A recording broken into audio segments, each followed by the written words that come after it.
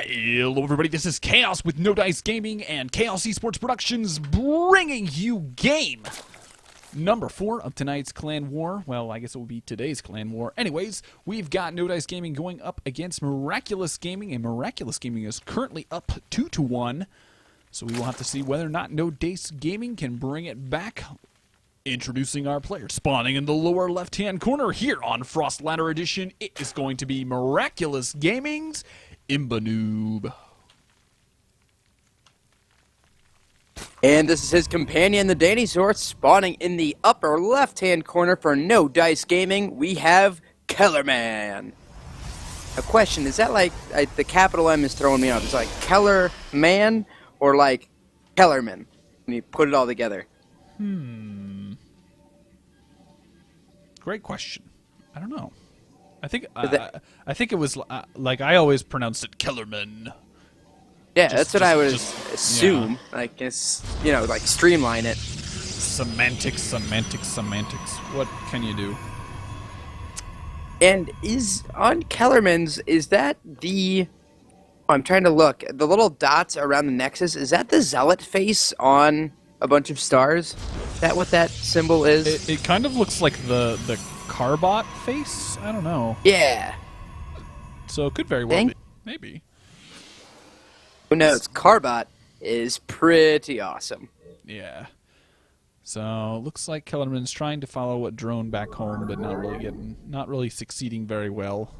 He's actually not scouting, which is kind of interesting. Usually on a 2-base map, or a 4-player map, you're not too terribly worried for any cheese nonsense, but obviously with the initial drone scout getting him the first time, it's like, okay, there's potential. Yeah, a little interesting. Not gonna know exactly what he's up to. So, ImbaNoob. Now, do you think we'll see aggression from him? Because we've kind of seen a really aggressive build twice in a row now. Yeah. So, do you think? I mean, I guess the first one wasn't technically aggressive, but it was certainly. I mean, he was trying for something to get done there, and macroed up, and then went right into hiders for big roach hider push. Obviously, last game was very aggressive. Yeah, so I think, honestly, with this being a 4-player map, he's pretty confident in just going ahead.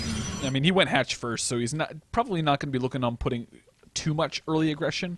Probably going to look for maybe like a mid-game timing could potentially. Yeah, that's what I was wondering, if we're going to see like a mid-game all-in, per se, more than just, your standard mid-game pressure. Yeah, I don't know. We'll have to see. Granted, I do like this. I still love this opening. Gateway opening coming out from KellerMaN. I think that is by far my favorite out of all openings for this matchup. Yeah, it's a way for Protoss to be a little bit more aggressive, get a little something. I mean, with 2 links coming out, he's not going to be missing that cannon at the front by any means. Yeah. And it looks like the Zerglings are splitting up. I wonder if that's to try to find this probe, or maybe just going to the watchtower. There it is. Yeah, watchtower. So, unfortunately for KellerMaN, he's going to be scouting on the last go around, which is a little bit unfortunate for him. But he's like, yep, there's no hatchery. Need to go down to the bottom left. Yeah, at this point, you almost just want to go home because, like, well, I can send him in to die. Ooh, and that Zergling left the tower just at the wrong time. Yeah, now we do have a Twilight Council going down, so that's definitely going to be fairly interesting. We'll have to see if it's going to actually be Blink play or DTs. Now, actually, this Ling might be a hero Ling. It's going to get in here, and it looks like it's just going to go ahead and get out with that Mothership Core defending off. And Gotta be careful. This Overlord sneaking in the right side may be the one that's going to scout it. He just has to be sure to kind of eye that out. Depends. I don't see any other units, so I'm going to guess. I think it's going to be DTs. Yes. I was going to say, Blink you typically don't see unless he's going like a +2 or something with fast Blink. So he really has to hope that he doesn't get scouted off that right side, which that Overlord is coming in pretty directly. I don't even think he needs to scout it because Spore Crawler's already been put down at the front, which is kind of very nice foresight. My guess is it was kind of an interesting, relatively, an easy tell just because it's gateways. He hasn't really scouted anything. He scouted the 2 gateways at the front, so he knows that something's up, going to be looking at a lot of pressure, and that is obviously a viable option, so... Yeah, this Overlord is going to get in anyway. That pylon, he snuck right around it. This might actually be good for KellerMaN in an odd sort of way, because if he was already prepared for DTs, it's almost a good thing for you to know that your opponent knows, rather than walking in and saying like, oh, well, there's a spore crawler and a bunch of spines at the front. Guess I'm totally hosed. Yeah, So now he kind of knows that going in, so it could be a little better because now he can start his transition. Yeah, and quite honestly, it's interesting. We see the +1 go down. I'm not sure why he's warping in 2 DTs. He sees, like, if you look at his vision, he actually saw the spore crawler already. So I don't see this going very well. Yeah, he he just walks in as like, no, thank you. Nope, nope, nope. This absolute queen wall. Now, I wonder, no, not with that many spine crawlers. I was going to say, I wonder if maybe he thinks he could get in there, focus down the spore crawler really fast, because, I mean, they do, those DTs just do so much damage. And, you know, maybe something magical would happen, but looks like no such luck. Yeah, this almost looks like a 2-bay push coming out of ImbaNoob. I mean, his third base really isn't coming anytime soon. DTs are going to go and try and deny some of this creep, which is actually pretty effective. Ooh, and actually, oh, nope. That DT is getting caught. And it looks like KellerMaN's going to go ahead and get his third up and running. So, yeah, I mean, if this doesn't go well... Ooh, 3 Stargates on the way for KellerMaN. Wow. Odd transition. Very, But very I odd. like it. Yeah, this is very odd. Now, with ImbaNoob being very heavy Ling right now, it's going to be very... Ooh. Did you see that? Was that the DT? Yeah, the nice Dancing. little dancing Lings trying to make sure that the DT didn't get away. Yeah, now he's going to see... This is so odd, because he's going to see all 3 Stargates. Yeah, and he's going to be like, okay. Ooh. What? But that is kind of cool, because, I mean, he's going pretty heavy into Swarm Hosts. And I believe, yeah, we casted a game a little while back. Ooh, all Void Rays, too. Where it was... do you remember the game? It was Swarm Hosts v Tempests. Oh, yeah, that was... yeah. That was special, to say the least. Yeah, so maybe okay. a situation like that. Ooh, and now Phoenix instead. That is a weird switch up. I don't see what he's trying to get accomplished now. I mean, maybe he's just going to be focusing down the Overseers so the DTs can reign, maybe? I don't know. Like, I'm just not sure how I feel about that call. Yeah, I think maybe he's so many queens. Maybe he's thinking like, all right, well maybe I'll just get a whole bunch of these and then I can just kill all of your queens. Not quite sure. That +1 for the Zealots really paying off. His Carapace level 1 is not quite done yet. So now these Phoenix are, I think they're going to get that Overseer.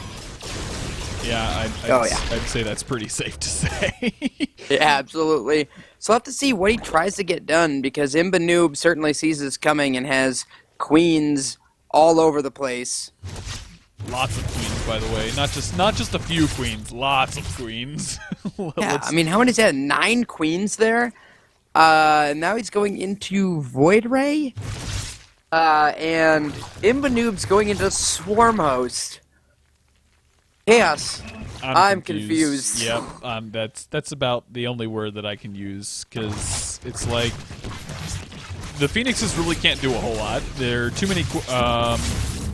They can sit there and die to queens. Yeah, they can sit there and die to queens. I mean, that's cool too.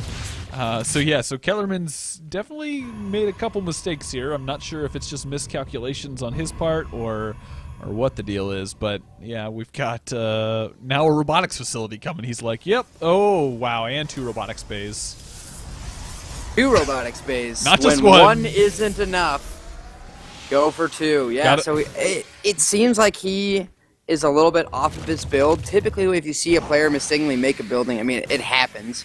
Yeah. Certainly on all levels of play, but usually it's a fact of they're doing something they didn't quite plan on. Yeah. So basically, I think actually this is very similar to something that I dealt with kind of in beta, where you get like mass queen swarm host, which is just a super devastating build. Like that composition just can rain if left unhindered with high numbers. I feel like, oh man, those Void Rays just don't kill those fast enough. I feel like, well, now the Queens are kind of out of position. If he found Foremost, he could get those down. One of those odd things, Void Rays are really, really good against Swarm Host because they have that extra damage. Yeah.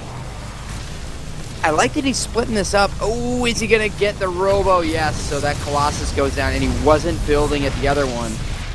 Yeah. Now an Observer's finally out. This is a little odd. If he can go... Oh, now the Queens are back. That really sucks for him. Yeah, so ImbaNoob is definitely doing a nice little siege technique. I mean, you got Locust going into the main, or into the natural, going into the third, but KellerMaN's actually going to get a lot of damage done here. Queen's going at it, trying to get the damage that he's done, but will there be enough? Transfuse is going down. All of the Slum Hosts are more or less going to get dissected a little bit. There's still a hand. Oh wow, there's still a lot more just came in. Yeah, absolutely. I was thinking the same exact thing.